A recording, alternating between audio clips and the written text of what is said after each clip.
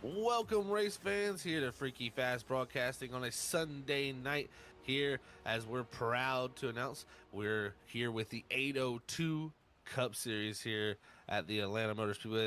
That's right, the 802 Cup Series, as they have made a name change this season for race number two, and it is now known, as you can see here on the screen, the 802 Cup Series. So awesome to see what action they'll bring to us this season. But tonight here we have the hot Atlanta 130 here at the Atlanta Motor Speedway. What a race we have on store for us here is the Atlanta Motor Speedway. We know how tough and tricky it is, as it's still the old surface and tricky hot Atlanta as we used to know it as. But it's going to be a great race here tonight, folks. Thank you for tuning in. I am Zach Hall up in the booth. Joined alongside me calling the race tonight is going to be Brian Johnson, and we'll have always as our main man, the producer, Robert Moyer Jr. up here running the cameras and the sights and sounds here from the Atlanta Motor Speedway. But Brian back here for race number two, my friend. These guys have just entered into qualifying, and you know the beauty of this is we've got a brand new build here for these guys to learn. I think tires here we're going to see are a critical factor here tonight, as we've seen, I think, believing last night with that Sunday night with that Cup Series race last night, or Saturday, sorry. Yeah, Zach, you definitely beat me to it. That's exactly what I was going to talk about. Some fairly large update to this car this past week from iRacing, and I gotta say, it's a really good update. They changed aero, tire parameters, a little bit of the gearing, but I think tonight at Atlanta, the big story tonight is going to be tires. These tires wear a lot more than they used to. We actually are seeing a lot of left rear wear now on these cars. So that's something that these guys are going to have to be aware of. And the other thing is that the fall off is consistent. We don't have that plateau anymore where, the cars lap to lap get slower, and then at some point they just run the same speed. Now it's we continuously get slower. So tire management is going to be more important than ever, especially at a track like Atlanta. And especially so with this league here tonight in this race, because they only have two sets in their pit box waiting for them during this race. So that means with that 60% fuel, we're going to be looking at these guys having to make some pit stops where they're not going to have to take tires, or they can't take tires because they don't have enough. So the strategy here tonight is definitely going to be way outside of the box from what we're used to seeing. And I don't even really know where to begin at how you would manage the two sets of tires that you have. It gets pretty tricky, Brian, I believe.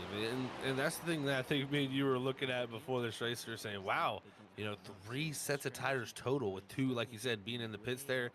And with a 60% fuel load that they have here in this Next Gen Cup Series here at the 802 Cup Series, it is really going to play a tricky spot, because we're looking at, these guys need to go around 43 to 44 laps on their tires to make them, work for a perfect split down the race, but they're not going to be able to do that fuel wise. We're looking at most around 38 laps, we believe. So it is going to be very tough. We also got to throw in there competition caution at lap 35.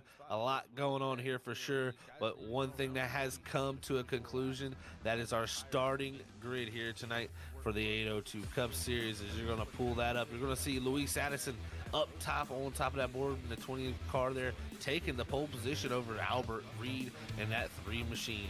In the second row, it's going to be Rob Lowe in that 21 machine with Gene Cato, and the 8 they're starting alongside. 5th is going to go to Keith Fawn in the 24. 6th is going to go to Robert Tsuzuki.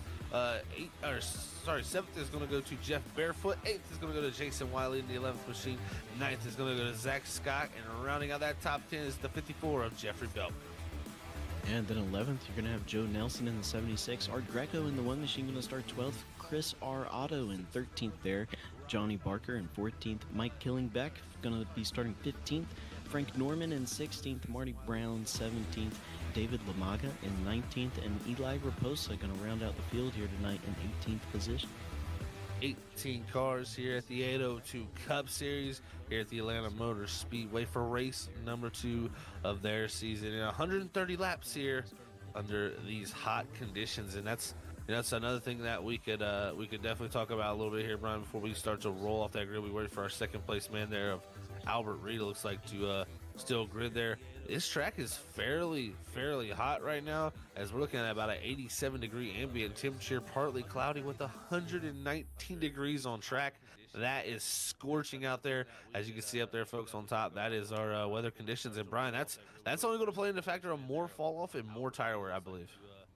Oh yeah, absolutely. I think you're going to see some loose conditions here tonight, especially on exit. But the good thing is that looking at the NSIM time, we're kind of in the late afternoon portion of the day, so that track temperature shouldn't get much hotter. Maybe 5, 6 degrees hotter at most. So the good thing is what they're going to deal with right now is probably going to be the worst of it. But yeah, you're looking at some significant tire wear and tire temperatures happening if these guys push these cars way too hard. And that's something that we've always seen with Atlanta, but especially with this update, like we were talking about before. Um, it's not just about the right front tire temp anymore. It's about managing the right front, the right rear, and now the left rear as well. So, you have to be conscious of all four tires now. All four tires, like you said, going to be in use here tonight as Atlanta Motor Speedway is.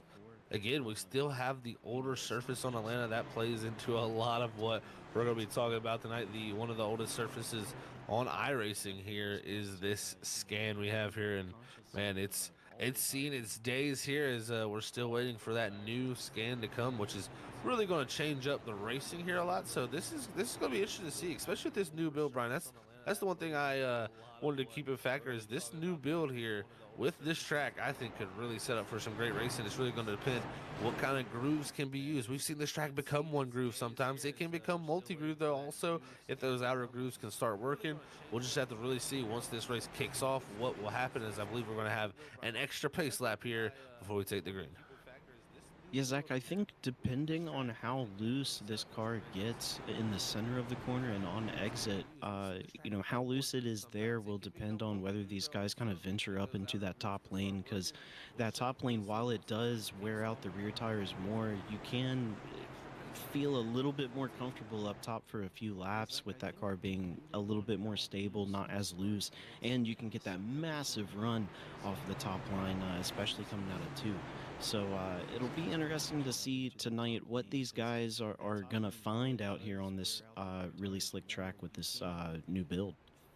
New build and new things, new names, new everything here tonight at the Atlanta Motor Speedway. But I tell you what is not new is this old surface. So let's see how these drivers can get it done here for 130 laps. Got to remember also Mike Killenbeck in the 70 machine. He takes a penalty from Daytona. He starts at the rear of the field along with Eli Raposa at the 46. Both those drivers taking penalties to start at the back of the field here at Atlanta before we kick off this 130 laps. But Luis Addison up front in the 20 machine. He's going to have control of the field. Albert Reed in the 3 going to look to have a strong run here at Atlanta tonight, starting alongside. We're going to get all this action going here in the next few moments as the pace car is in, and we're going to get ready for Barney, the flagman, to wave us away. And green flag is in the air. It's a great start from both front rows there. A lot of wheel spin throughout the field there, I see.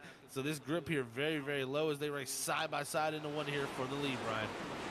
Yeah, that wheel spin, I was not expecting to see that on these fresh tires, but, with that amount of wheel spin, that just gives you everything you need to know about the grip level that these guys don't have here tonight. But going into turn 3, Albert Reed all over the back bumper of Addison right there as he's looking on the inside, trying to lead this first lap here tonight. Very interesting. All these drivers venturing up to the top side of 3 and 4. Actually, our third place man there, Rob Lowell, he gets up into the wall eventually and has to slide back a few car links there as he's going to have a little bit of a look there from Keith falling behind the 24, but they're going to hold on to position as now lead switched over to Albert Reed's hands in the 3. The question is, though, Brian, do you go too fast here too early? This place here is known to wear the tires so much, but it's showing right here. These drivers looking to run the outer groove here in 3s. We're checking out this 43 of Kalis here.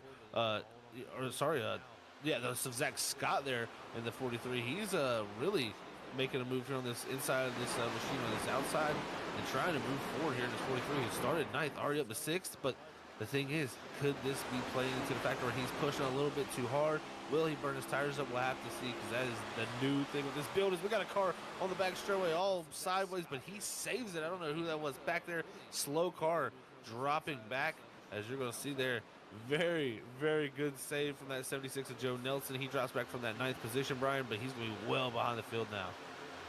Yeah, I think, after the race, it'll be interesting to talk to our top three about just how this car drives. But with these guys running this top lane like they are, I'd have to imagine that the car, it's got to be fairly loose on exit down at the bottom. And so they don't want to venture down there. You can, maybe they're having a bit more luck keeping that momentum up on those upper grooves. But what that does mean is if the preferred lane is up top, once these tires wear out and, the pecking order kind of starts getting mixed up here and guys start making their way through the field, that leaves open an opportunity for us to see some slide jobs.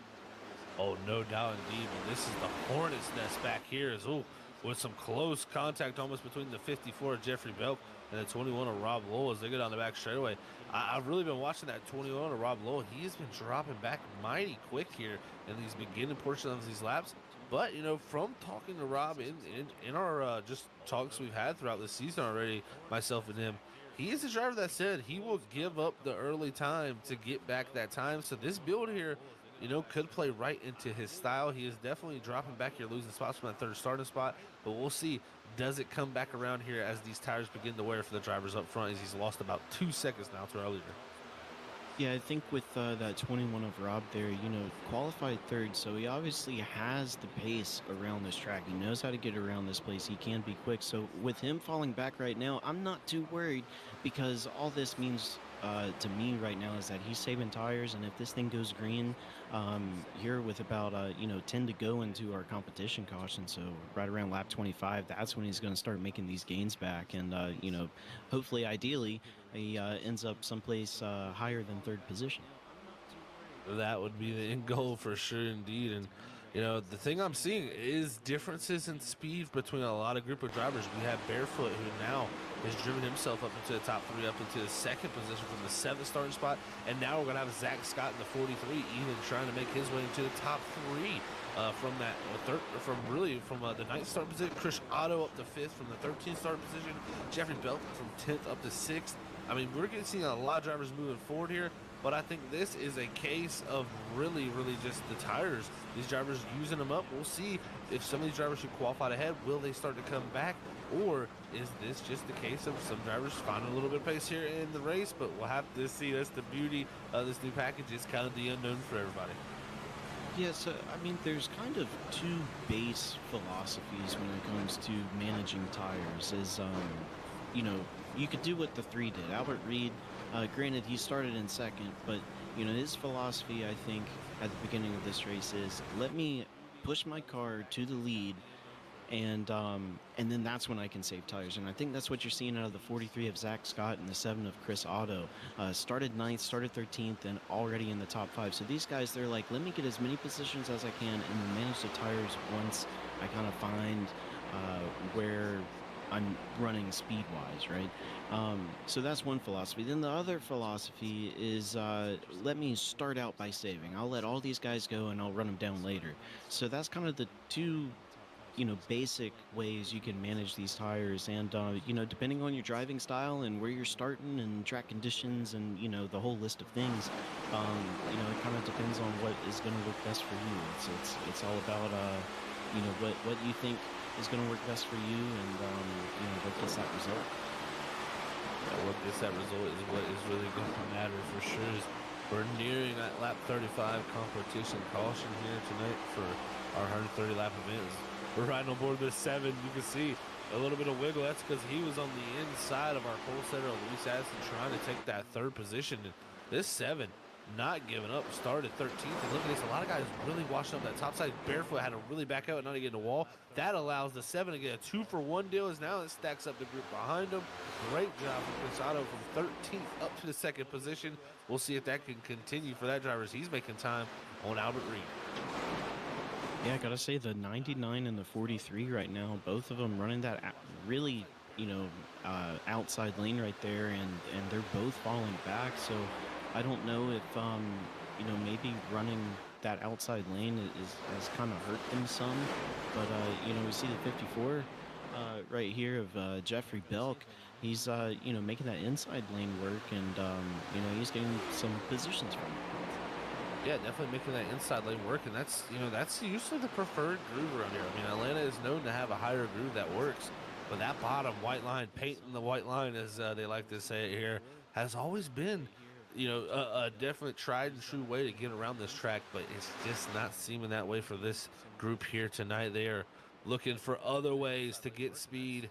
But this is some great racing we're seeing from this group here, really from that third, or really from that fourth position on back, as Belk is continuing to try to make that happen there on the bottom of Barefoot, but just cannot get that done. There is looks like, actually, sorry, that's Scott there in the 43. They're trying to get it done. Is this group behind him there, Keith Fallen and Robert, and then the 28 of Tsuki is really coming right up into this picture. A little loose there from the 28 as he comes off the corner trying to make that move up on that number 99.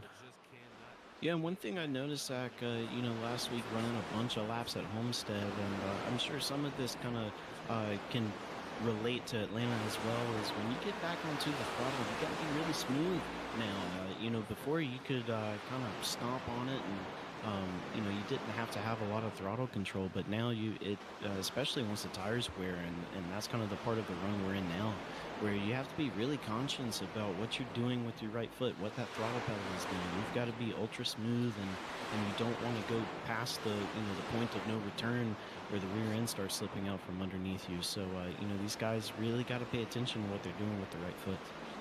Well, I just seen our first almost victim of tire wear kicking in. That's the 7 of Crisado. He's dropped back from the second position to the fourth as we're watching all this group back here. He's going to fall in the clutches of these guys if he's not careful, because now he's behind this front group as he's starting to get a little bit loose off the exit corners, and that's kind of what we've been seeing with this next gen and this newer build. It goes very, very loose here, at least at the Atlanta and Homestead speedways, where we've seen a little bit of experience here at Freaky Fast from the past 2 nights of Cup Series racing. But man, oh man, Otto there trying to hold on to his race car. He's dropping back very quickly into the clutches of this group here behind, with the 24 Keith Fallen leading his. And the one driver I've really been watching to make the moves is the 21 Rob Lowe. He was back in the 15th position at one point, now trying to get back into the top 8. He's underneath the 70 as they're coming off of 2. And there you can see he's that front car in that lead line up there ahead. Just wasn't able to make that work. They're going to have to try another attempt at it as he got a little bit tight, I seen there on the bottom, while underneath that car up ahead. Yeah, the lowest I had seen him was in 13th place, and I was kind of getting to the point where I was a little worried about him. I was like, right now is about the time when he needs to start, picking these guys back off, and sure enough, that's what he's doing right now. But in the midst of while we were looking at that, we did have a lead change. Mr. Addison up there in the 20 car was able to pass Albert Reed in the 3, and now he's got the 54 of Jeffrey Belk right on his bumper. So the top 3 guys right now kind of under a blanket. Yeah, and I like what we've seen so far as this battle comes back from the 3, trying to stick it to the inside.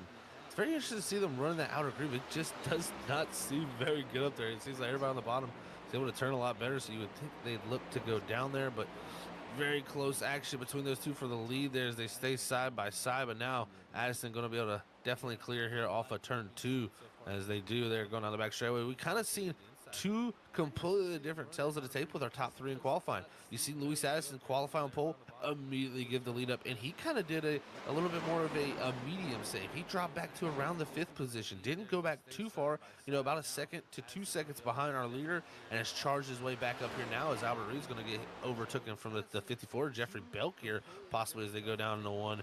But I mean, you look at the other case of it, Rob Lowell, he dropped all the way back to 14th. He's now stuck back in that 8th position. And I think he might have dropped back a little too far, doing a little too much saving, as I can see some action firing back here in this pack. It is getting a little wild. I think a few guys getting loose here and bouncing off the walls. Yeah, right now I'm really liking the pace of that 20 car Addison. Like you said, Zach fell back to 5th and now is working his way, or has worked his way back up to the lead. So I like that pace, considering that we're going to have that caution on lap 35. But the real telltale sign is going to be where Rob Lowell gets up to. He had that massive tire saving as we have a caution here, so all of this tire talk doesn't matter. Throw all that out the window, but still got to think about it because we don't have many sets. And look at this, the 46 here, trying to get that car going. It's tough to climb up that bank in there, that slow speed, and luckily gets it going. But I think he's got a broken, he has definitely got a broken rear end here, and that's why you're seeing that car have a struggle going up the bank not only, and also to keep it straight. 46 Eli Raposa, he's going to have to most likely tow here. This is, yeah, there you see it, finally gets the tow done and pulls his car back to pit road. That's going to be a big loss there for him, as we got two fast repairs that he would have been able to get back from that, but now we're going to lose the time from towing as we're watching the 46 here. We're going to see exactly what happened. It looks like in the trial, that thing just breaks dead right for him, and that was a heavy, heavy collision. And you're seeing right here the starts of the new damage mountain. Oh, the 72 comes in of Frank Norman and just nails him in the driver's side door. And what a hit there! And that's we're getting to see the new display of the new iRacing damage model, Brian. And I tell you what, looking pretty impressive for these damage models, and a lot less forgiving, I would say. I mean, it's got its chances where you can make contact, but it also has its moments where you can break your stuff. So you break your suspension. You're gonna see here that hit again here from Frank Norman. He sees him bounce off the wall, nowhere for him to go, and look at this hard hit right into the driver's side door. Breaks the left front on that car, and man, oh man, Brian, that damage model is wild. Yeah, that is one thing that we did kind of forget to talk about, which is kind of important, is this new damage model on the next gen car. And you're right, Zach. It depends on the type of damage, as far as whether it's forgiving or not. You know, the little taps against the wall where you would crinkle your right front and then all of your aero would be, messed up for the rest of the race. That's gone. You can, these light taps now don't really damage this car at all, which is, a good representation of what these cars do in real life. But if you have some heavy hits like we've just seen, it is detrimental. And without those fast repairs, it's pretty much race ending, because you're talking about broken tires and bumpers missing, and it takes a lot of time to get that required damage fixed. So yeah, in some ways the new damage model is more forgiving, and in other ways it is very brutal. Very, very brutal indeed. And I'll have to see how long it takes that 46 to get back on track. He's waiting for a tow. Same, I believe, for Frank Norman. Both those drivers now going to be going 2 laps down here when the pace car crosses by the line here this time. And man, oh man, this is a tough break for those guys sitting still in the pit road. But different strategies played out here, Brian. Big decisions were made, and it looks like it's going to shake this field up here for a little bit. I believe Albert Reed, first driver to come to pit road. All these drivers just coming down for fuel, and I kind of like that call. I mean, if you feel like your car was a little bit tight there, possibly come here, get some fuel in the car. It should help loosen that balance up, shift the weight a little bit for that balance, and you could possibly be in a good position. We'll just have to see how that changes up. But Luis Addison going to start here with the lead. Yeah, I think not taking tires is the right call at this point. You don't want to take one of your two sets for the whole race on lap 24. So, and more fuel never ever hurts. That can open up some doors down the road potentially. So, yeah, no tires right now. They're not going to help you out. Yeah, and it'll be interesting to see, when we come for that next stop here at the stage, will they not take tires again due to us only having 2 sets? And will that be the chance for them to gain time by taking less fuel in pit road? We'll see how it all shakes out here. Pace car going to take the left-hand turn down the pit road, and we're going to be looking to go into the Geico restart zone. Green flag is in the air, off and away, Luis Addison, but we're seeing a lot of wheel spin from these guys. That's just showing the wear of these tires and what they're going to have to do to keep them under your feet. But right now, it's going to be Luis Addison through 1 and 2 with a great lead out front. But Rob Lowell, we talked about how much he saved. He's up to second now with that caution. Yeah, I gotta say, with all that wheel spin, that kind of, separated the field pretty good there. We're already pretty spread out, which, depending on how you look at it, is pretty nice. But, yeah, Rob Lowell doing a great job back up to where he started after all of that tire saving. So I think he's going to be the one to watch and see if he can grab this lead before the competition caution. Look at this here. He goes looking to the inside. Rob Lowell showing some pace here late in the going, and this is what he told us directly, is watch out for him as the runs go on. But It's looking like, oh, Luis Aston almost up into the wall, but keeps that car out of it as we're heading down the back straightaway.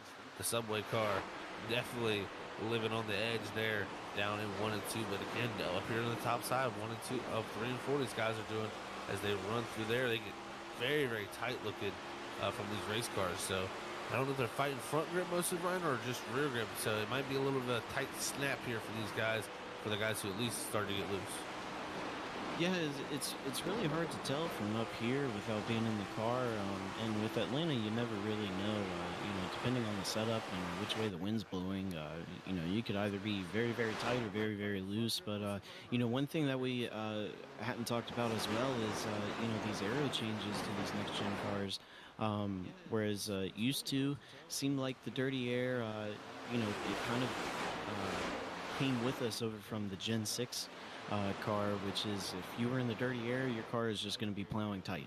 And that's, pretty much all you got with the dirty air. But now it seems like it's changed a little bit. The dirty air isn't as bad, but if the car tends to be tight, then being in that dirty air is going to make it lean just a tad more tight. And if the car is a little bit inherently loose, the dirty air is going to make you just that little bit more loose. So, the dirty air I think is a bit more accurate, and it's not as bad at the same time. So that does lead to better racing. And as you can see, Rob Lowell has elected to try to get as much clean air as he can, running a different line than that 20 car up there. And, we'll have to see if he's still saving right now or if he just doesn't have anything for that 20 car. Yeah, we'll have to definitely see how that all plays out there for this group. But again, everybody looking to run a little bit of a different line there, middle of 3 and 4 for this group back here in the third position. This is going to be on board with a 6 of Johnny Baker, worked his way up from the 14th position up to the third here. Great run for him here as when we cross the line next time by, it's going to be 5 to go in the stage. Will Rob Lowe have enough as we're watching this battle up front here unfold? Yeah, I think at this point, with coming to 5 to go, I feel like if he had something, he'd start using it by now. So it may just be a thing of where that caution, under that caution, that 20 car, Mr. Addison there, he was able to get his tires cooled off, and that kind of leveled the playing field between the 21's tires and the 20's tires. So that might be what we're seeing, or it could be that Rob had to use too much tire getting back through the field. So then he has to, think to himself, well, what adjustments do I have to make to where I can save a good amount of tires still, but not lose that many positions. So that's, and it's not just him. Everybody in this field tonight has, has to make adjustments to how they're managing these tires as the race goes on, or, they're going to fall behind.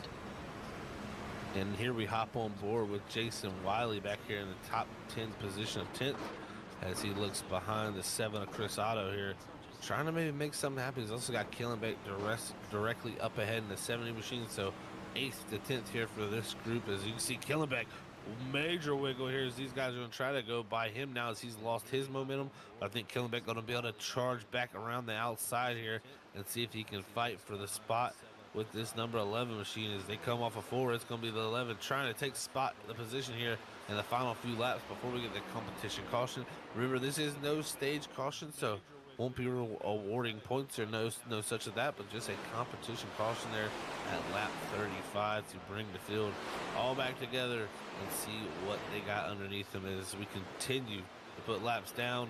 This group continues to race.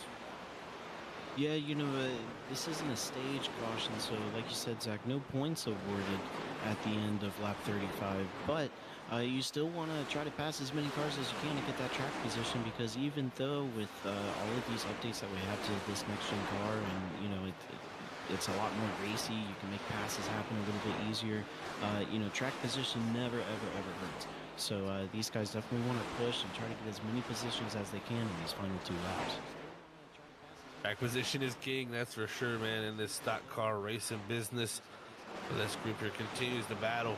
We're going to be coming by this time right here as they're going to complete lap 34 and have 1 lap to go here before we got our competition caution here at the Atlanta Motor Speedway as Luis Addison leads us off into turn 1. And nope, there is the caution this time. So Gonna throw it at the start of lap 35 here for the competition caution. That's gonna bring our second yellow out of the night, as these guys are gonna probably look to get some type of service done. That's gonna be the question, is what type of service do they want to get done? Do they want to take fuel only? Do they take tires here at this stop? This is a critical decision that this group's gonna have to come up to as they look to catch up to the pace car.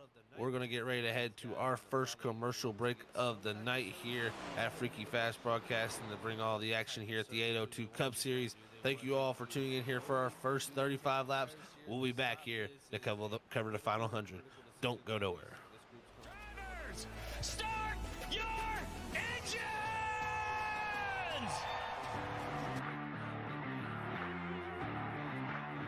4, 3, 2, 1, green screen.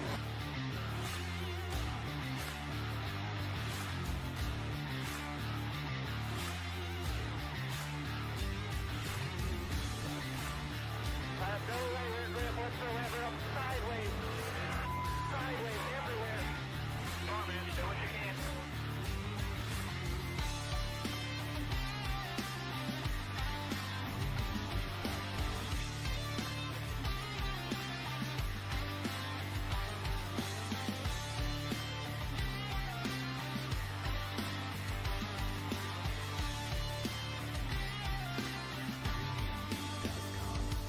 The vibration in this car is the worst vibration that I've ever had, and the shifter's broken again.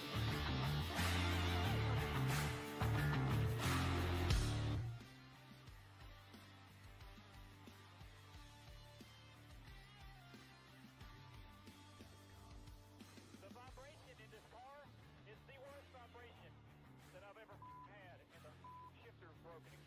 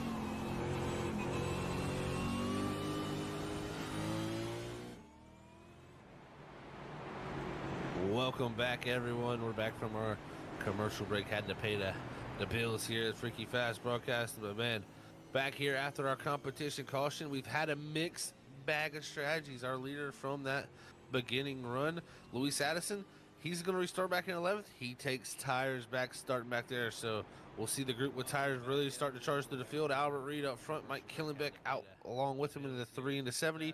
Our front row still on the same set of tires they started this race, and this is going to be interesting. At some point, the 11, the 20 is going to have to take his tires long too. Just not enough time to really get the tires in. So we'll see how they can make this work here as the pace car is going to pull in. We're getting ready to go back green flag racing here at the 802 Cup Series. Green flag is out. We're back off and away as Albert Reed is going to shoot to the lead here. As again, everybody very light on the gas as they try to put the power down through those old good years. Yeah, I tell you what, that wheel spin looks deadly out there with those guys on old tires. But, Albert Reed able to make it work, able to keep the lead, but got to keep an eye on that 20 car in the back. New tires, how quick is he going to pick these guys off? How quick can these tires last and how quick can they go by them? I think is going to be the question. You're seeing a big move being made by the 7 of Chris Otto. He's the one on the charge. We've seen him earlier in the race really charge his way up through the field. And again, electing to do the same thing here. So definitely looking to use up what good tires he has here as he slides up the racetrack, brings it back down there to try to make the pass here up on the high line around this group. And we'll see a little bit of stack up there as they come up the corner. He thought about sticking it 3 wide there for a moment down the back straightaway. Thinks better of it now as they head off into 3 and 4. The new tires, though, showing dividends. Yeah, and, if you're one of these guys that elected not to take tires under that caution, you're liking what you're seeing, because if the race plays out in your favor, you're going to be in the same position that these guys with new tires are in now, but with 20 to go. So, I'm kind of with those guys that elected not to take tires. I think you'd rather have that tire advantage later in the race than right now. But like I said earlier, track position can pay off if you get some timely cautions. Timely cautions will indeed be interesting to see how those shake out in the field here. But the driver really took advantage of the new tire. Jeffrey Belk is off and gone. Opens up a 2.5 lead there, taking the lead on that last lap. And he is flying as now Zach Scott takes his way up to 2nd. It's going to be Art Greco up to 3rd. Chris Otto there, big moment for him as he slides back. That's going to Luis Addison back up to 4th. And now Jeff Barefoot here looking to break back into the top 5 as Albert Reed holds on to that 7th position there behind this group. And really is that first car on the older set of tires proven to be the leader of that group on that strategy. Yeah, and I'd have to imagine that even though these guys are, pretty even on the fuel, that, the guys that are in the situation like the 3 cars, so Albert Reed, Mike Killingbeck, those guys, I'd have to imagine they're going to come down to pit road earlier than these guys on fresh tires, just based off of the tire wear. I have a feeling that these tires aren't going to be able to make it this full tank. Have that same gut feeling too here, Brian. We should definitely be seeing a high wear at this racetrack. This place has always been known to take the Goodyear tire and just destroy it. But we'll have to see if that is in fact the case, as we're looking at Marty Brown right here up from that 17th starting position up to 11th in that NERS number 47 machine, looking good out there tonight. As look at this group back here. This is a good little battle here. So you got Robert in the 28 there with Gene Cato up ahead of him in the 8, but Rob Lowell's there in the 21. The 6 of Johnny Baker was up in 3rd at one point. David Lamaga right there also. And then you have the lap car there, Eli Raposa, who's 2 laps down after rebounding from that early collision into the outside wall. Yeah, and, like we seen last week, now granted, it was Daytona, so a bit of a different situation than we have here tonight, but, several guys last week were, 1-2 laps down and able to battle back and get back on the lead lap and, had some pretty good finishes for themselves. So, if I'm Eli Raposa, got to think about last week and how that situation worked out for those guys. Race isn't over yet, still got several laps to go. Several laps indeed still to go in this race, but man, it's already definitely unfolding very interestingly because just the strategies. I think when we saw the tire, the amount of tires we had in this race, me and you immediately I felt like thought this race is going to be very interesting. It's going to be more about how well you plan your race than I would say even how you race your race. This is more of one of those races where you're going to have to bring both aspects. Not only you're going to have to be the best driver out there tonight, but you're going to have to be the best strategist also, Brian. Yeah, you are, and unfortunately, like with every race, you don't know what strategy is going to work up until the checkered flag flies. So you just got to take your best educated guess, and use a little bit of that experience that you have, and try to make it work. But looking at the leader right now, Jeffrey Belk, already 3.5 seconds. Well, but now it's almost a 4 second lead for him. So, I'd have to wonder about, his pace right now, because he is one of those guys that came down, took tires, and right now, I mean, he is just putting down some flyers.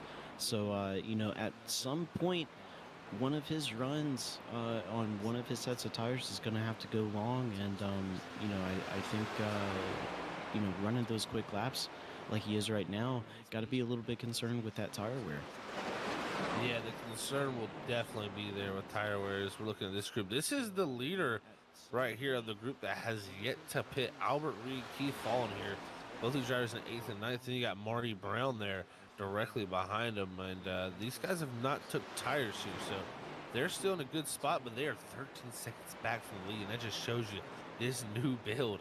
It is tire wear city. Tires fall off. We no longer are going to hear that word, the plateauing effect of tires, where we get to that same certain lap time and the drivers seem to hit it over and over again.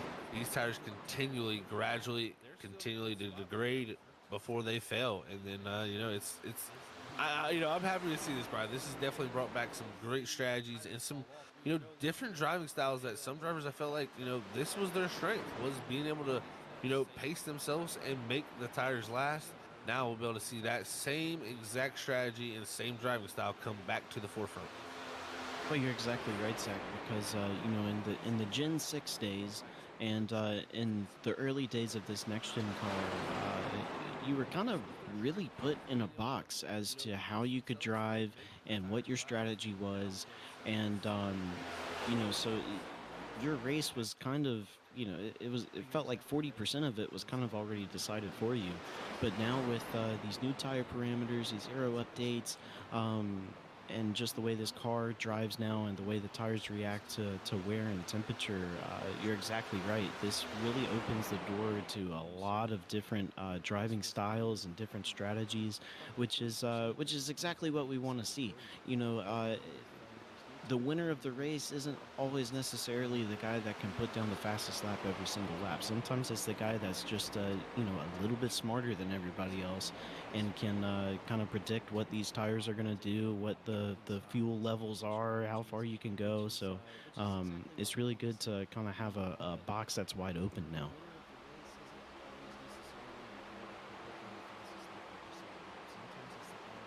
But yeah, Jeffrey Belk up to a 4 second lead, lost a little bit of that gap over the past couple laps, but looking back to the 3 car of Albert Reed here, first car that has not taken tires yet. He's 19 seconds off of the lead now, off of the leader now. So really got to think about when do you pit here? Because you don't want to put yourself in a situation where when you pit under green here, putting yourself down 2 laps. Usually when you pit under green flag, you're not that far behind from the leader, so you only lose 1 lap. But being this far behind, I think you're at a you have to think about, do I really want to be 2 laps down? So these guys, looking at 55 laps on the tires right now. So, I mean, that's a lot of laps. So I'd have to imagine these guys, with these older tires, they can't really go that much further. But only time will tell as to when they decide to come down pit road. And the other thing about it is that when these guys do decide to come down pit road, is they're going to be on the fresher tires, and then these guys that took tires at the competition caution, now they're on the older tires. So we're going to see that speed difference, shift and flip flop And you know, I think if you're these guys on these older tires, when you come down, get those new tires, I think you really got to go out there and you know, really kind of push the limits of your speed and try to get as much time back as you can. Um, Even though you know, at that point, everybody's only going to have one set of tires left. So, you know, like I said earlier, you know, all of these guys at some point are going to have to go long on their tires. And it seems like for guys like Jim Cato, Albert Reed, Mike Killingbeck, David Lamaga, and Keith Fallen, they're choosing to do their long run on the tires early in the race, which I think is smart. I think it's better to have those you know, shorter runs on those newer tires later in the race. I think you're exactly right, Brian. Sorry to leave you hanging there for a minute, man. I definitely, you know, it's unfortunate when you start talking and then you find out you're muted. But yeah, I was going to bring up a point too, a great point that I feel like you could bring to the fans at home too, Brian. Is we had that competition caution at lap 35, and we really as drivers, I feel like that is a great thing to learn from. To get that free caution, to go out there and push your car, it's coming, and you can go out there and drive a certain way to see how that is going to work for the later race. And then I think the key to that after that is the adaptation of a driver. As we're watching some great battle of this group back here, how do you adapt as a driver from one stage, one caution to the next? Because in that competition caution is, I feel like that's an experimental time for these drivers, and it can be something that could really come back in the race to really play out to help you. Yeah, well, I think going into a race, you have to have an idea of what you think you have to do to get the finish that you want. But at the same time, knowing that you have that caution at lap 35, that first run right there gives you the opportunity to try something that, isn't what you go into the race and knowing what's going to get you that result. You can try to do something different. You can go out there and push the tires to the limit and really roast them, and then get a good idea of, okay, well, if I push really, really hard, this is how long this speed lasts. So then you can use that later in the race. And then part of that first run, and really just kind of throughout the whole race, is you talk about adaptability. Well, if somebody passes you and now you're running behind them and they're faster than you, well, try to duplicate what they're doing, as it looks like we're going to have somebody come down pit road this lap. But trying to duplicate a faster guy is probably one of the best ways you can get better as a driver. I completely agree with you. I mean, you learn from your competition out there. As we're looking at Rob Lowell coming off a pit road for his stop. I think this is about in the range where you'll want to come down, Brian. I mean, if you think about it right here, this is under that 80 to go point, and a little bit of quick math done by you before the race. We're looking at about 38 laps. I'd say that's right in the range. There's splitting that in half, and if you're a guy that still has two sets of tires in pit road, I think you'll want to be able to split as well as possible that run into halves. So we'll see, when does that group of the three elect to come down, because that was the group that was leading the way on the older set of tires.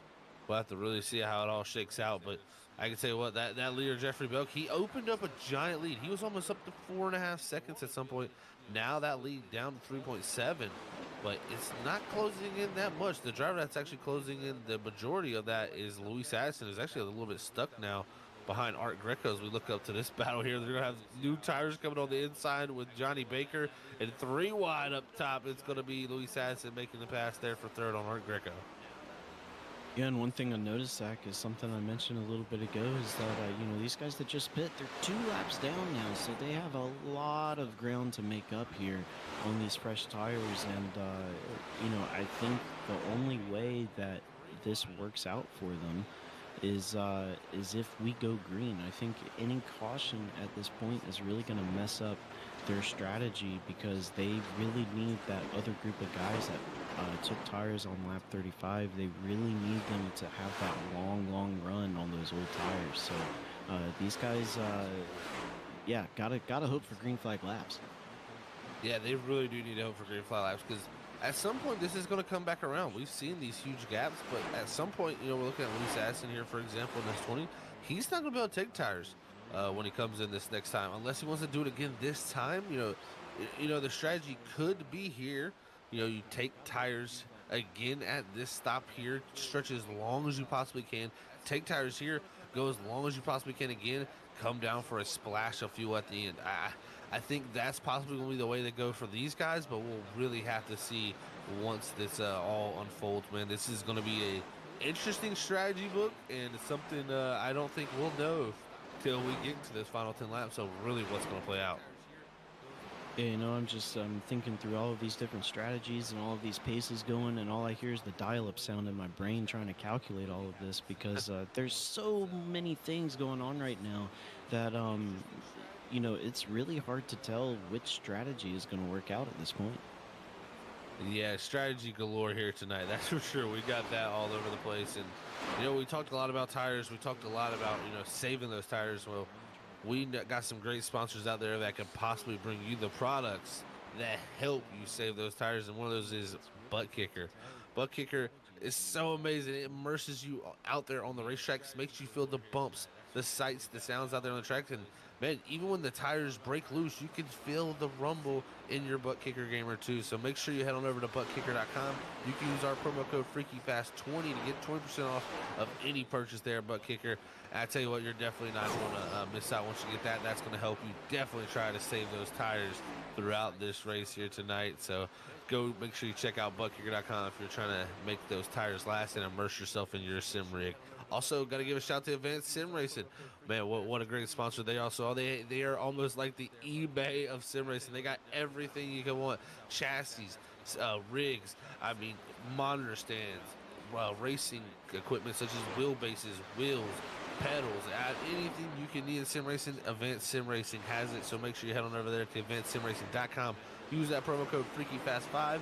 And you can get 5% off of some ASR branded equipment. So make sure you head on over to Advanced Sim Racing. And thank you to ASR for being a proud sponsor. I see some action on the track. The 28 goes around a Robert Tasuki on the back straightaway. He actually had a little bit of contact from Luis Addison, our third place driver. He's trying to get this car back going, but it's just sitting there. He's going to actually back up now, try to get it back going forward here, hopefully, and get that car back straight. We're going to stay green here, Brian. That right there could have been a game changer. Oh, absolutely, because any of the guys that are a lap down definitely do not want to see a caution at this point. And I think if, you're Albert Reed, Keith Fallen right at the tail end of the lead lap, you don't want to see that either. Like I said, they want to see green flag laps. So unfortunate set of circumstances for that 28 car, but he's going to ride around the apron, look like he's going to come down pit road, get some fresh tires there if he has any left at this point, and continue on. Yeah, it looks like he might have hit that cone on entry there also, so possibly could be looking at a black flag. Isn't showing on our side yet that he has got any type of penalty, but he'll bring that 28 down the pit road for service, and just a little bit of contact from our third place man, Luis Addison, and that's all it takes there. It's a little bit of contact, and right now it's continuing to be Jeffrey Belkin. I am so impressed with Belt because he ran so hard at the beginning of this run to get out to this lead. I thought Zach Scott and Luis Addison, or Greco, all these guys who would kind of, just rode back there would have ran up to him by now. But he has kind of solidified this lead here around 4 seconds, and he's done a great job. Jeffrey Belk here from that 10th start spot looking to be possibly a race winner here in race number 2. Yeah, at the beginning of this run, he definitely put on the afterburners as soon as he got into the lead. And, I was very concerned for his tire wear and his tire temps. I thought that he was, eventually going to start falling back to about, maybe third, fourth place. But he's done a very good job of, able to build that lead, and now has kept it. And actually just put 2/10 on it last lap. So, yeah, I guess he, pushed at that early part of the run and then kind of, backed off and was able to manage for the middle part and the late part of the run here. But one thing that, I don't think I've seen that 3 car come down pit road. So, kind of wondering when he is, unless I missed it. Yeah, it's gonna be interesting to see when Albert does hit pit road there, because still has yet to hit it. So he's out there continuing to make laps, and the one thing I was interested in is we had the number 20 come down the pit road, Luis Addison, and he came out of pit road, and I'm gonna tell you, he got very, very lucky. I do not know how that driver did not get a unsafe exiting pit, because man, he had both right side tires right on the exit of the pit road, and it didn't give it to him. I mean, normally that would be a penalty, and somehow he gets very, very lucky, because he clearly is 2 tires over and does not get a penalty. So lucky turn of events there for Luis Addison, and I think that time there, yeah, no tires for him that time. So he elects to take no tires here. We're going to see he'll probably take it to the point right where he knows he can pit for fuel to make it to the end and put those last set of tires on. Yeah, so I'd imagine that's probably going to be right around lap, probably about lap 95 is when I feel like you can comfortably make it to the end on fuel. So that's going to be in about 20 laps. So, not too much farther on this set of tires here. But just kind of looking right now, I'm paying attention to this 3-car of Albert Reed because he was our leader of those cars on older tires there at the beginning of this run. And, last lap, he ran a 34.595. And Jeffrey Belk, who is actually now just coming onto pit road, his last lap was a 34. So you're talking about a half a second difference between the guys that pitted for tires on lap 35 and the guys that haven't come in for tires yet. It does look like these guys are able to keep it with somewhat decent pace with that older tires. So it'll be interesting to see. And I tell you what, Belk right now, he's come down the pit road. He's put right side tires up. We'll see that the left side is jacked up. Yes, he does. So he's going for the alternate strategy of put tires on now, run it as far as possible. Then we'll possibly see him take some fuel just to splash there at the end. And I'm sitting here watching him. He's still sitting here on pit road. This is not good. He got an excessive speeding penalty on entry. Belk goes from this lead way out of contention. I mean, he was way over speed, almost 15 mile an hour over. And he's still sitting on pit road. Jeffrey Belk's chances of this win have slipped out of his hands. Yeah, well, this gives us the opportunity to talk about another update to these cars. Is they did change how the brake and the brake heat operates on the performance of these things. So, Gen 6 car, we did not have to worry about getting heat into these brakes for them to work at their optimum performance. But with these next gen cars, that is something we have to worry about. But with this latest update, they did make it a little bit more forgiving. And the brakes do work a little bit better when they're still cold, but you still got to be careful. And I think after a long run like he just had, I think maybe the 2 laps prior to coming in, maybe trying to get some heat built up into him a little bit more than what they may already have in there. To help you get slowed down for pit road. But the other thing about it is it may not have even been the brakes at all. It could have just been the fact that getting onto pit road at Atlanta Motor Speedway is one of the most difficult pit roads to get on. It's that angle is not very friendly, and then the banking transition from the racing surface to through the apron is very, very difficult. So this pit road is pretty tough to get onto. Not only a tough track, but also a tough pit road. This place has always been known to be super tricky and always have to stay on your P's and Q's. And right now, it's Zach Scott up front in the 43 machine. He is still yet to pit here, I believe, from this lead. I'll have to check that. No, he did pit there on 76. So this right here is our leader at the moment. He's got Jeffrey Belk there, who's going to go by on those new tires, who is going to be getting his lap back there, but could have been possibly fighting for the lead there if didn't have that mistake, but now going to have to be trying to make his way back up with a 24 there into the wall. Keep falling as he goes around our leader to get his lap back. So now 13 cars on this lead lap. Albert Reed still yet to get his lap back as he has just come out of pit road this latest time here on lap 79. I think he might have waited a little too long, Brian, here, because right now breaking this race down, I mean, we're still this is a 50 lap race, so I guess he's going to break it up into 25 lap segments because he's still got a set of tires in that 3 can. Yeah, I'm with you, Zach. I think he waited a little bit too long. I think splitting up the 50 into two 25 lap runs. I don't think that's enough time to try to gain back the time that you lost in the run prior. Uh, but of course we'll have to see.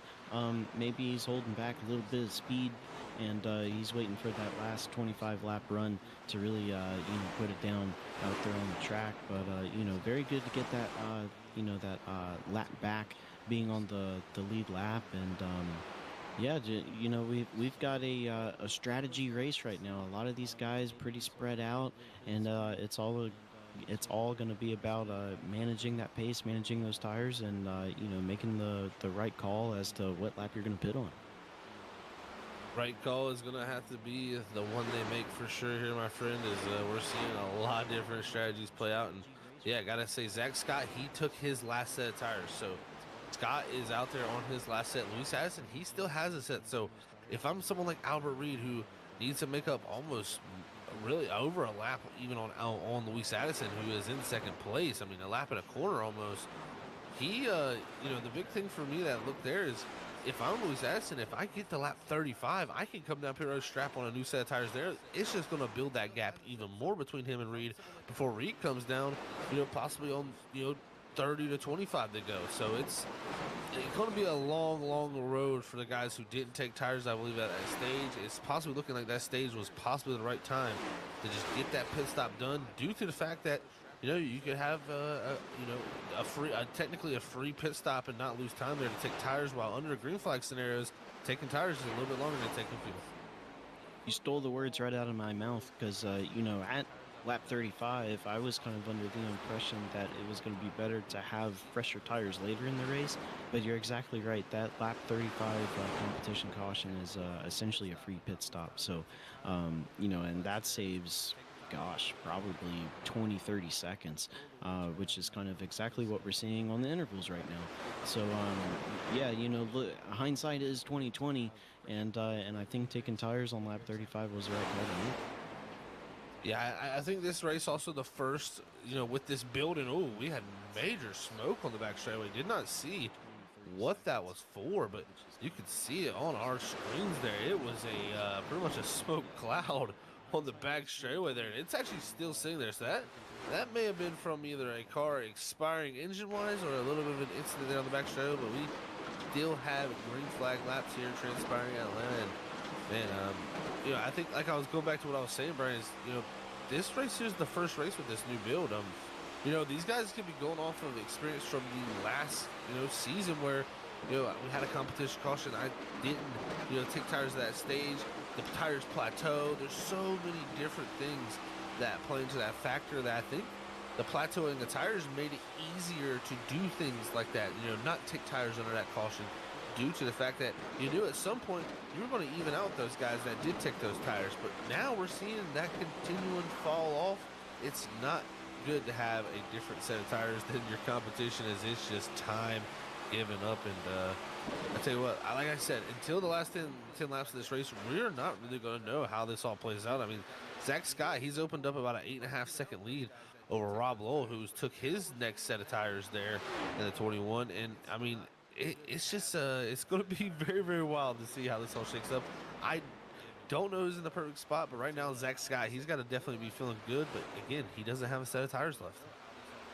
Yeah, although I think I'm liking the strategy of taking the one set at lap 35 and then taking another set as soon as possible, and then making that last run your long run, because you're able to build up just a massive gap that even though we don't have the tire plateauing anymore, I don't think you put new tires on with 20 to go, you only got 20 laps to make those things work, whereas if you put them on earlier, you have 50 laps to make them work. So, I really like the spot that Zach Scott is sitting in right now. Yeah, I kind of agree with you there, too. It's going to be very, very, very interesting once it all plays out. And, right now, what I'm seeing here, Luis Addison, he's coming off a pit road in the 20 right now. Did he just take his final stop of the race for fuel and tires? And that's a very interesting point to pit there. I mean, with almost 40 laps to go here in this race. He must feel very confident to make it on fuel from there. I don't feel that confident, but we will see, Brian, how that shakes out. Antonio Luis Aston, I think that's the right call, though. If you're him, stop the bleeding and get in as soon as possible to get a new set of tires, because the sooner he does that, the more time he'll be able to gain on those drivers up ahead of him. And of course, we had calculated, our fuel mileage tonight to be around lap 30 or around 38 laps. But there's so many variables that go into this now, especially with this next gen car, where you have to lift considerably, especially here at Atlanta. So, the amount of time that you're off throttle, that plays a lot into how many laps you can go. So, I think even though he's maybe 2 laps outside of the window that we think, he's going to be able to save quite a bit of fuel. And, I think he could make 40 laps work.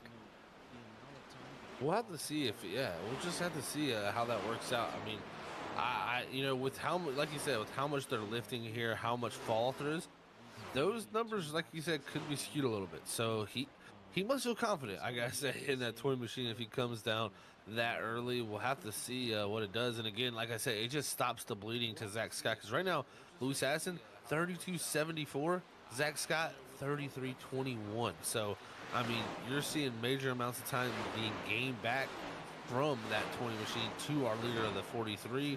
And, I think that's going to be the critical point when it all comes down and shakes out to the very, very end, as we got Lowell and Cato up to the second and third spot with those teammates. Baker's up the fourth, Barefoot in fifth. Great runs from a lot of these guys throughout this field. Yeah, and just kind of going back to these updates on these cars and the kind of race we're having tonight. Gotta say, I love it. I love the different strategies. Love the way these cars are racing. These guys are able to make things happen, and part of that is because they're on such different ages of tires. But really like what I'm seeing out of these guys tonight. Yeah, great. It is some great racing. You gotta compliment these guys, because this is a tough track. We have really, other than really our competition, also we've only seen one yellow. So, these guys have kept it clean and green. And look at this, pit stops happening too. Again here, Rob Lowell coming down that 21 machine. Looks like Gene Cato gonna follow suit in the 8. Those two, the teammates, gonna come down and get their final service done to this race car for the final time. We'll see. What does Lowell have in his bag of tricks? Does he have a set of tires? I'm unsure. I haven't been able to follow his strategy as well as I could the others. He is jacking up his car in that 21 machine right now, putting tires on it. I tell you what, I love this for Lowell. He might be in the best shot of anybody to go out there and get this thing done. Rob Lowell and Gene Cato there leaving pit road at the exact same time. Yeah, with having that fresh set of tires here with 35 laps to go. 35 laps is the perfect balance of not too long of a run, but it's long enough to where you can get things done if you're quick enough. And I do believe Rob Lowell is quick enough to make those tires count here in the last 35 laps. Yeah, this is gonna be fun to see, because he's gonna have to run down Luis Addison. Addison's coming out of 4 right now, as Lowell is going through the middle of 3 and 4. So right now, about a half a straightaway to a 3/4 of a straightaway lead for that 20 over to 21. Those two will be the first of the drivers that have pitted for their final set of tires. And it's gonna be wild to see how this all plays out. But right now, pit stops all playing out here throughout these final portions of this race. We're coming down to 30 to go. What better time here than to hit us with a butt kicker, crank it up here as these drivers continue to stay green here at the Atlanta Motor Speedway. Let's crank it up.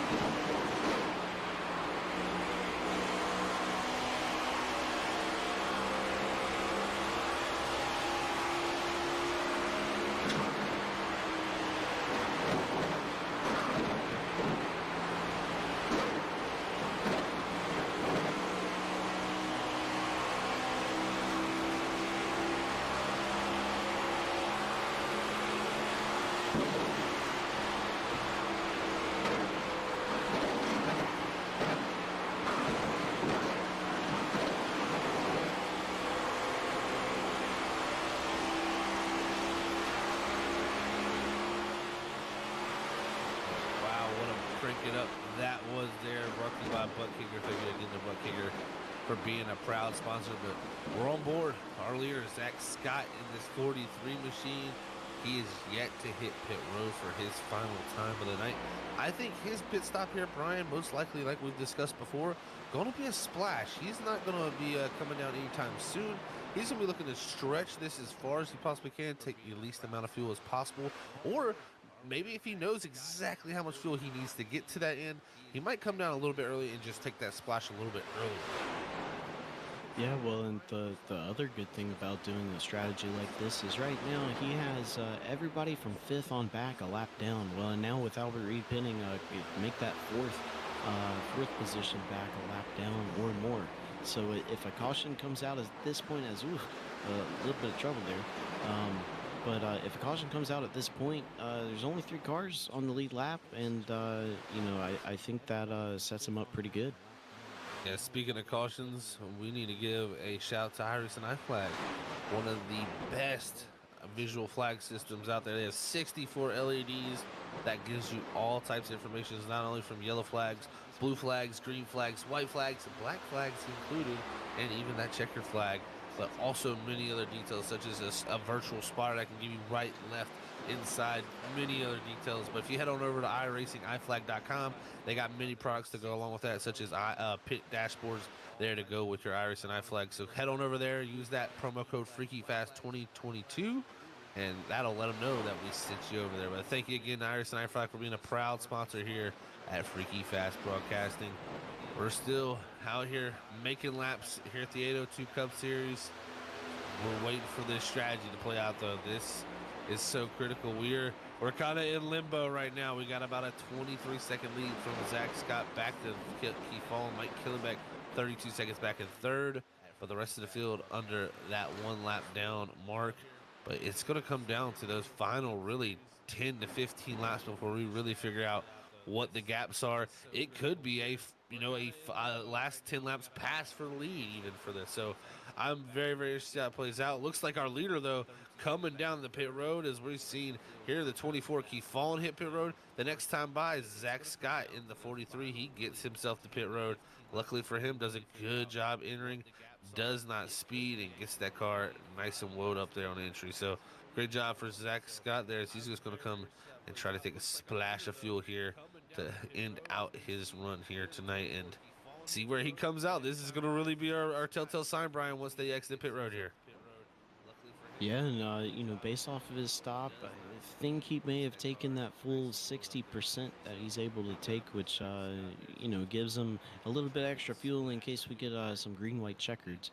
He won't have to come down pit road and top off for that. But now is the time when we will see where he's going to come out and what kind of pace he has compared to all of the guys behind him. So definitely in the closing stages of this race, and we're going to get a clearer picture of who's made the right choices throughout this whole race.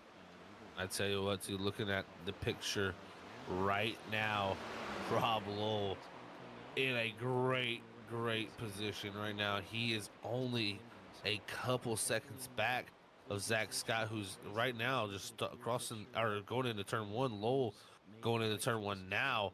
Lowell's got by Addison, who just came off a pit road again. So Luis Addison, he must have come down and top that car back off. Major mistakes from that 20s camp if he's made that wrong call. Yeah, maybe maybe he came in 3-4 laps too early and is having to come in and top off, and that definitely ruins a race for you. As we see Rob Lowell looking on the inside, coming out of 4, crossing the start-finish line side by side with the 43, looking to take that lead away. Yeah, I said this was going to be a pass possibly with 10 to go. Never mind that. It's a pass here with more than 20 to go. Lowell to the lead here. He's on fresher tires. Scott now going to try to have to hold on to what he has in that 43 machine. Man, oh man, this has changed the whole outcome, whole picture of this race, Brian. Right now, I think it's these two about 22 seconds ahead of the next driver, Keith Fallon. Yeah, I think, I have a few laps left in this race, but just with that gap between 2nd and 3rd and with the pace that Rob Lowell is running, I'd have to say that with this race being a strategy race, I think he was playing chess when everybody else was playing checkers.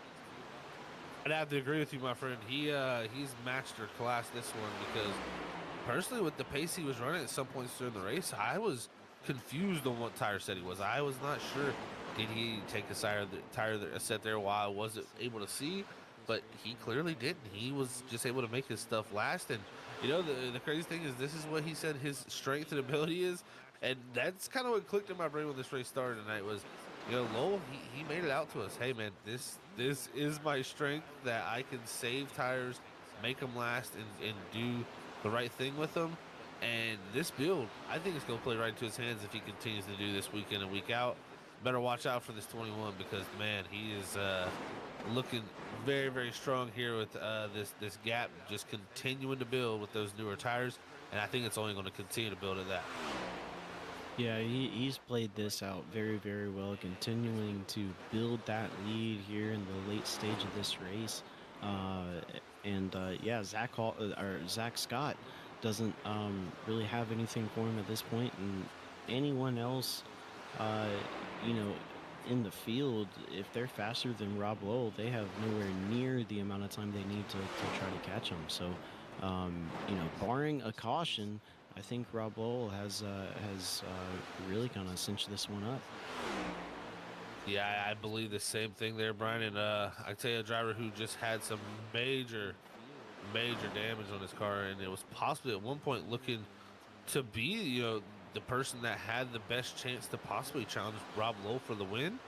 That was Jeffrey Bell. He just gets into the wall, has to bring his car to pit road, get that fast repair done on that machine, and he's going to continue to lose out. So Belk and Addison, both drivers who've had great runs here tonight at Atlanta, their races go up in smoke in the very end. And drivers such as David Lamaga up into the top 6. I mean, Keith Fallen up into the top 3. Great runs for this group of guys. It's really cool to see that. Yeah, and just kind of looking through the field right now, seeing some of these guys. Albert Reed had a kind of the opposite strategy of Zach Scott right there, sitting 4th place. David Lamaga he's really done well for himself. Started 19th there tonight and is running 6th right now. As well as Mike Killingback, a couple of positions behind him, started 15th and running 9th. So, some of these guys maybe didn't hit the nail on the head with strategy, but still able to come out of here with a pretty decent finish. Yeah, it's pretty cool to see this. And I tell you what I'm watching right now is pretty interesting. Also is, Keith Fallen. He's in this 24, so along with Albert Reed, they pitted pretty late here compared to a lot of drivers. Reed on 103, Fallen on 105. Those two in pretty good positions right now to gain some time. Right now we're seeing a 31.95 from the 24 of Fallen here that we're looking at, while our leaders running a 31.61. So the big thing that kind of brings up in my picture of mind is if a caution was to come out right now, this would fall in the hands of Keith Fallen and Albert Reed. They would have the freshest tires in the field, and really everybody having used up all their sets here, they would be in the catbird seat to win this thing. Well, yeah, and looking at the pace right now, I think I might have spoke too soon. If Keith Fallen can put some really, really good laps down, coming to the checkered flag here, he might get pretty close. If I'm looking at these lap times right, he's running about a second quicker than Rob Lowell in first place. So he's at that pace, he's got just enough time to get to the bumper. Yeah, and they got a little bit of time to work with him too. So we'll see how that works out. And I mean, it's even a 33.69 to a 32.19. I mean, that's a second and a half. So he's gaining at a pretty rapid rate there, and we'll see if that continues to climb down. Scott there having a little trouble with traffic there, runs a 34 flat that time.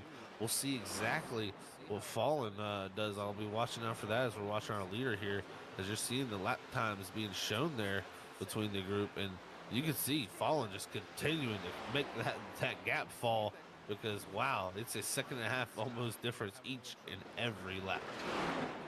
Yeah, see, and this is exactly what we said. We weren't really going to know exactly who was sitting in the best seat up until the very end, and here we are with about 12 to go, and, the story has shifted a little bit with Keith Fallen catching Rob Lowe. and see how much he gains this time. Was a 12.14. Now that gap is 11.5 seconds. So still, just knocking chunks out of this lead. Knocking chunks at it. Yes, he is indeed. And I gotta be questioning. I'm looking at Lowell's pace. Has he kind of went into conserve mode? Because if you think about him, he's got that about 11.5 second lead back last time to Keith Fallen. Here as they come to, they'll be coming to 10 to go next time by. I think at this rate here, he can, strive to save just a little bit of tire as Fallen takes about 8/10 out of him that time there. That's not going to be enough for Fallen to catch up to him. So, if I'm Rob Lowell, you got to think if a caution does come out, you want to have a little bit of something to at least possibly fire off and have a chance at it. So maybe possibly going into a little bit of a conserve mode compared to such as Zach Scott, who's probably trying to get everything out of that 43, but it's going to be tough for him because it's about a 5 second gap now between those two as Keith Fallen continuously clicking off great lap times. That time right there, 32.99. Last time by for Scott, 33.71. So it's not about a second anymore. It's these differences are closing in. As you can see, these tires go away quickly. Yeah, I think Zach Scott's tires, those tires on that 43 car, they've had it. They're done. They're trying to clock out now. So he's just having to manage whatever he has left, which at this point is not much. And you hate to be in that position. Nobody likes to be out there on some worn out tires. But Keith Fallen now that gap to Rob Lowell, our leader, 9.5 seconds. So at this rate, he's kind of running out of time, but he may have a shot at trying to get second place here from Zach Scott. Yeah, it's going to be fun to see here, but I tell you what else is going to be fun to see here with 9 laps to go. We got post-race interviews coming up right after the race. Make sure you don't tune away. You're going to want to hear how these drivers formulated their strategies, how they figured out how to get these cars to the very end of this race. You never know, we might get a caution to shake it up and have a little bit of drama here in the final portion of the 802 Cup Series race number 2 here in Atlanta. What a night we've had. But Brian, I tell you what, the gap is closing down, but it's not closing down as rapidly. Keep falling. I don't know if he's going to have enough time to even get Zach Scott here at this point. Yeah, it's definitely going to be close, especially he did have to pass the 41, 47 right there, so that's going to kind of hurt his lap time there a little bit. We'll see what the gap is now. 8.77 to a 5.9, so about 3 seconds back from Zach Scott. And with 6-7 laps to go here, you're wanting to be about a half a second quicker at this point. So time is running out for him. I'm running out indeed. Here's look at that 43. He's running a little bit upper groove there on this line and trying to make something happen. Here's this 24 as he goes by the lap car there, and he's trying to click off the laps here. 6 to go here. It's about a 2.3 second gap. He may be able to get to him. It was a 33.81 last time for Zach Scott, 33.26 for Keith Fallen. Our leader, though, Rob Lowell, don't worry about him, 33.61. He's got about a 6 second gap back to this group here. We'll see here in the final 6 what can go down, but it's 5 to go as Rob Lowell crosses the line and going to go into 1. Yeah, Rob Lowell, managed his tires pretty much to perfection this race, and definitely showing in the last few laps of this race, able to maintain that lead as that time by Keith Fallen not able to get a whole lot into that gap between him and Zach Scott. Yeah, not able to get too much. It was 6/10 that last time right there. That still mathematically would work to get there, but getting there is one thing, like they say, but passing is the other. And Brian, I tell you, what does Scott need to do, and what's Fallen got to do? Because it's 2 different agendas. Fallen's gonna have to or Scott's gonna have to defend. Fallen's gonna have to get aggressive here with 4 to go coming to 3 this next time by. Well, yeah, I think if I'm Keith, I've driven Zach Scott down. I've chased him down from pretty far back. I think if I've got the time, I'm gonna try to make a respectful pass once. And if that doesn't work, it might use the bumper a little bit because don't have a lot of time left, and he's closed this gap down so much. So definitely got to try to get that second position as hard as you can.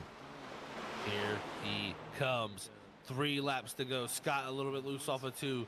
Falling, closing the gap down. It's Lowell out front. He's got about a 6.5 second gap. No concerns from him out front. It's this group back here. 7 seconds from behind our leader. It's the battle for second here as it's 2 laps to go. Falling looking to the inside. Gonna look for that run heading off into 1. Can Scott defend here in the final 2 laps? We'll have to see what he has, but Fallen has had the pace. Scott falling away here as the run goes off, but it's side by side coming off of 2, but Fallen with the great run in the 24. He's going to clear the 43, take that second position with 2 to go, and take us down into 3 and 4. But up front, it's going to be the 21 of Rob Lowell out of turn 4. He's going to look up to the flag stand for Barney. We're going to see it. That's right. It's the Freaky Fast white flag here at the Atlanta Motor Speedway for the Hot Atlanta 130 here at the 802 Cup Series.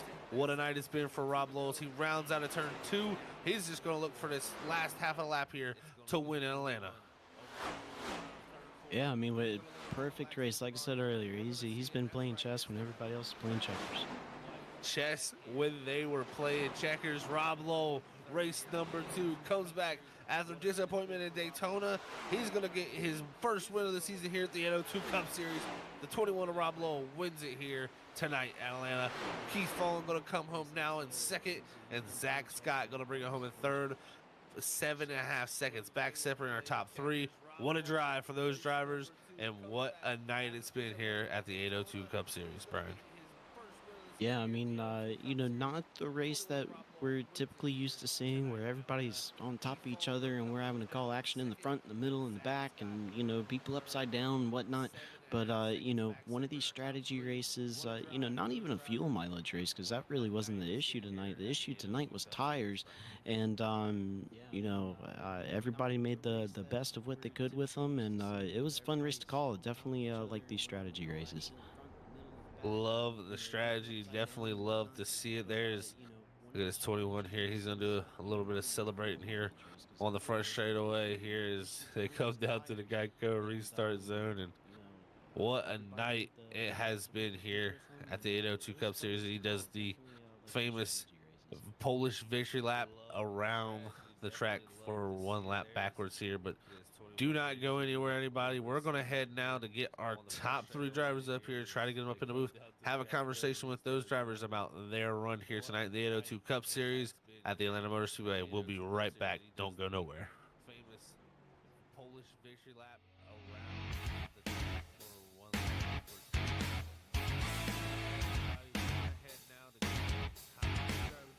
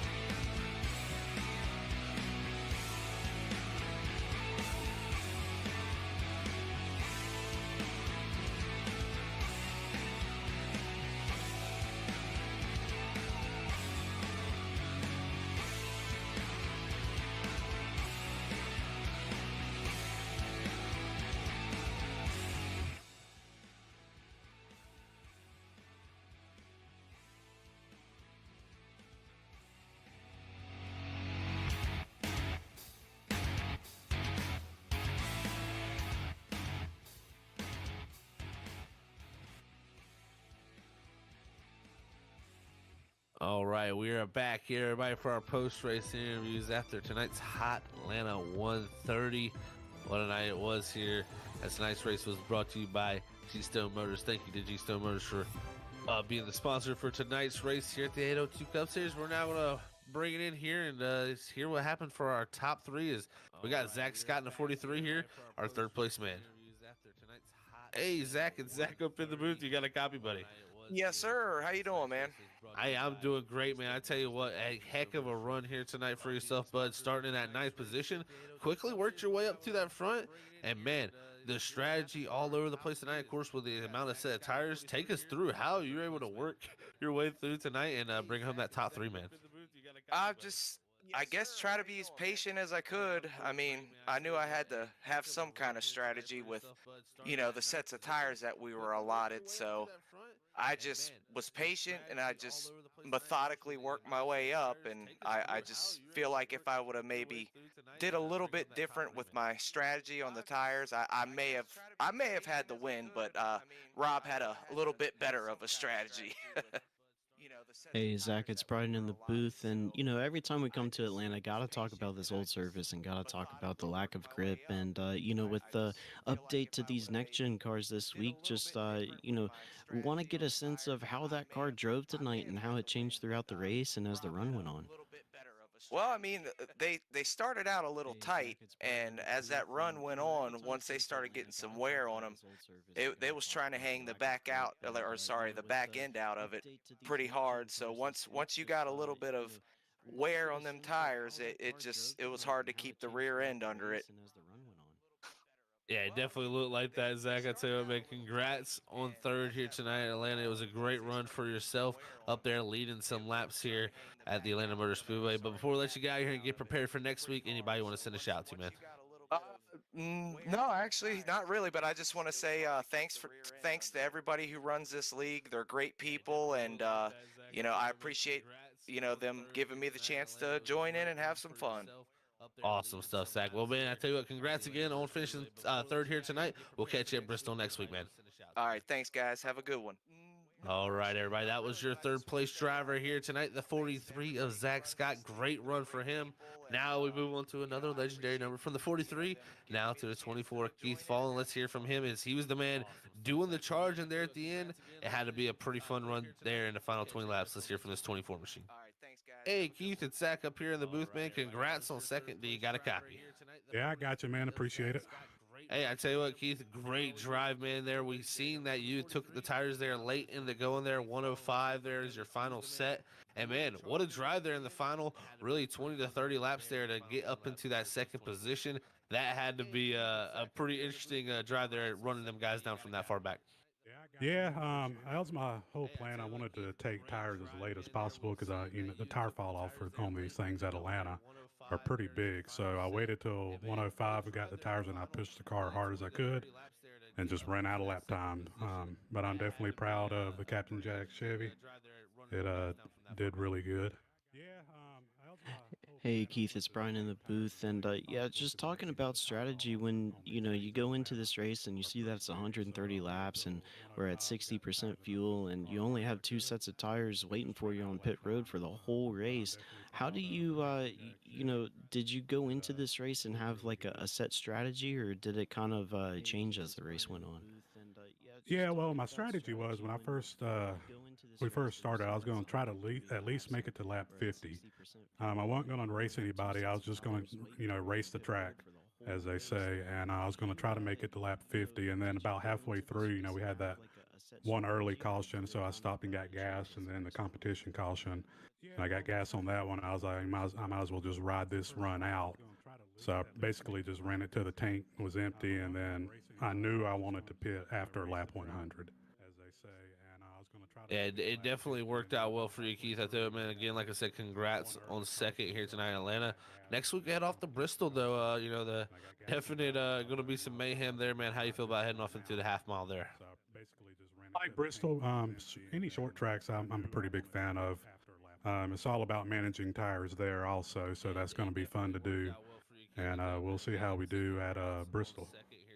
Yeah, it's going to be really fun to see there as the last great Coliseum there at Bristol's going to be a great race here, just like tonight was at Atlanta. But Keith, again, congrats on second, man. But before we let you get out of here and go celebrate, anybody want to send a shout to? Yeah, I want to give a shout out to my sponsor, Captain Jack Smokehouse. It's my dad's restaurant. A shout out to him. He's taught me a lot about racing ever since I was a little kid. I also want to give a shout out to my mom. Just found out a couple of weeks ago she is cancer free, which is awesome. And then a shout out to my lovely wife. I love you, and I'll be in there in a minute. Awesome stuff, Keith. Man. Well, I'll tell you what, congrats again on second, and we will catch you next week in Bristol, my friend. I appreciate the broadcast. All right, everybody. That was your second place driver here tonight, the Atlanta Motor Speedways for the Hot Atlanta 130. But I tell you what, now we're going to move on to our winner tonight. That's the 21. Yes, sir. Rob Lowell, first win of the season, second race of the season to get it done. But man, he told us before this was the guy to watch out for with saving tires, and he was right. Because to Atlanta tonight, he made the tires work better than anybody. Let's hear from this 21. Hey, Rob, is Zach up here in the booth? You got a copy, man. Yeah, I do. How you doing tonight, guys? Hey, doing great, Rob. But I got to say, first off, congratulations, man, on the win here tonight. Played it perfectly with that strategy, made the tires work better than anybody. And I mean, I don't want to say there's no foreshadowing, but man, you told us before that this was your strength, is saving tires. And coming in here with 3 sets of tires tonight, you did the best, making those tires work the best. So take us through your night, man. What a job to get the win. Yeah, thanks. Yeah, so I think I told you last week that my plan was to qualify up front, and then I would work myself back into the, low teens during the first run, and I just focused on saving tires. My team, the Wolfpack Racing team, Johnny Barker and Gene Cato and Jeff Barefoot, our strategy was save tires and take our first out on lap 60. And I came in on lap third of the comp caution, and I looked at my right front. It was 73, and I almost waffled on it. I almost called an audible, and I said, no, I'm going to stick with it. I'm going to ride it out to lap 60, and I'm glad I did, because came in lap 60. Knew I wanted to split that last run. I wanted to go 35 laps on each set of tires to get the most good I could get out of them. And lap 60, we came in and put 4 new feel goods on it, and made a big chunk up there. But then the field's stringed out. I was able to run my line, minimize the amount I'm having to turn the front tires, be able to be really easy on the throttle up off, and we just saved tires from there on out. Hey Rob, it's Brian in the booth, and looking at the schedule of the remaining 10 races, 4 of them are a mile and a half. So you got Charlotte, Homestead, Kansas, and Las Vegas, and you did get your first win of the season here tonight at a mile and a half. And of those other mile and a halves, do you think you could with just the tremendous performance you put on here tonight, do you think you could maybe sweep the mile and a halves for the season? No, this is way too good group of guys. I got a couple guys in my Wolfpack Racing team, Gene and Johnny and Jeff there that can they'll come up here and steal one on a mile and a half before it's over. And Dave Lamaga, Mike Killenbeck, Al Reed, all those guys that have been here, season in, season out, they're going to be right there. And we got some new guys that, Lewis and Zach and Keith. They showed tonight that they're going to be pushing us too. So I'm just looking for top 5s, top 10s, and if I can come out here to top 5 each week, I'll be happy. Yeah, definitely a good start to that plan, Rob. And man, here a win tonight at Atlanta. Next week I head off to Bristol. Definitely going to be a little bit of a different tell there, but also a place that you got to make the tires last. So how you feel about heading off into the concrete half mile there? Before the update, I felt really good. Last year, I gave one away at Bristol. That one haunts me. I have not turned a lap there since the update, so tomorrow night I'll start turning some laps at Bristol, and we'll see what it looks like. But if there's one on the calendar, if there's 2 on the calendar that were circled that I want to win this year, Bristol will be one, and the other one's Homestead. So got a little motivation going into next week. Well, it's going to be fun to watch that motivation heading into next week, man. You definitely got the confidence and all that rolling into there for sure, Rob. But before we let you get out here and go celebrate your win, man, anybody want to send a shout to? Yeah, absolutely. I want to thank my sponsor, G Stone Motors, Ford dealership in Newberry, Vermont. It's always nice to win on your sponsors night. I work on their race cars in real life, so 27 years doing that. So to park the Ford Mustang G Stone Motors car in Victory Lane tonight is pretty special on G Stone Motors night here in the 802 Cup Series League. I also want to thank everyone in the league for all the patience they put in this week with us while we switch stuff over. I want to thank the admins, Dave, Marty, Eli, Wayne. They've really stepped up, and we're on a good foot, and we're moving forward, and we're really happy. I want to thank you guys at Freaky Fast. We really appreciate all you're doing for us too. Well, Rob, we appreciate all you guys do for us, man. It's been a fun time here through the first 2 weeks, and we can't wait to head off to Bristol next week, man. Again, like I said, go celebrate that win, and congrats on it. We'll catch you next week at the Yeah, World's hey guys, Great Coliseum. I forgot one thing. I want to thank my Oh, good. Wolfpack race. I want to thank my Wolfpack racing teammates, Gene Cato, Johnny Barker, Jeff Barefoot. We put some time in practicing this week, and we came up with this strategy together.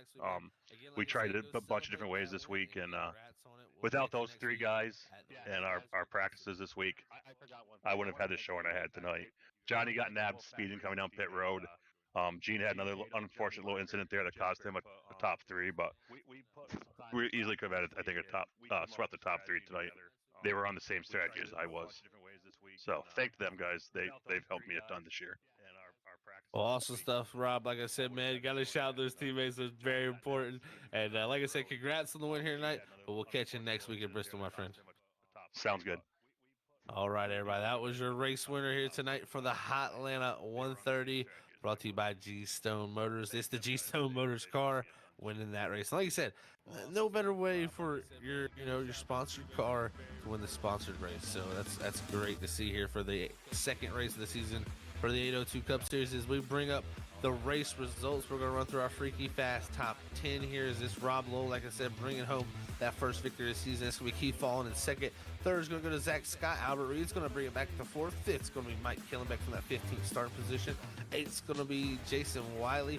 Back here in seventh is going to be David Lamaga for our biggest move of the night, starting in that 19th position. Eighth's going to be Jeff Barefoot and Gene Cato there in ninth. And rounding out our Freaky Fast top 10 is Marty Brown. As you look through the rest of the field, definitely some drivers who possibly let one get away here. Now you got to look there in 13th, especially for Luis Addison in that 20 machine, and then also Jeffrey Belk back there in that 15th position in the 54. Both drivers who led laps tonight, but just could not get it done there when it came to pit road. Had some mistakes and miscues. But Brian, what a night we've had here at the Atlanta Motor Speedway. Cannot wait to head off to Bristol next week, man. Any final thoughts from you before we do head off to Bristol here at the Atlanta Motor Speedway? Yeah, just like I said before, love a strategy race. Those guys that, unfortunately didn't get to finish that they wanted. It's all about those small mistakes. When you have all these green flag laps, a small mistake will kill you. But going to Bristol next week is going to be very interesting with these next gen cars. I don't think I've seen a race or heard about how these cars handle at Bristol and what the tire wear and the pace is looking like. So it's going to be very new for all of us here in 7 days, and definitely look forward to it because you always got to love a short track. Always got to love a short track indeed, man. I tell you what, it was a great night here in Atlanta, though. We cannot wait to head off to Bristol next week, back here on a Sunday night, as always, here with the 802 Cup Series. It's been a pleasure to call all the action here tonight. But again, do not forget to hit that like, that subscribe, and that bell notification button so you can know each and every time we go live here on Freaky Fast Broadcasting. We got leagues all throughout the week. And next coming up, we have the NAISCC Truck Series there at the Sonoma Raceway. What a race we got heading up for you there. That's going to be a playoff race tomorrow night in the trucks at 8:45. Make sure you tune in there so you don't miss any of that action live here on Freaky Fast. But again, thank you all to everybody who's tuned in tonight. It's been a pleasure to call the action, and thank you to Brian and Robert for calling all the action alongside me tonight. As I always say, love you guys. Stay Freaky Fast. That's going to be a playoff race tomorrow night in the trucks at 8:45. Make sure you tune in there so you don't miss any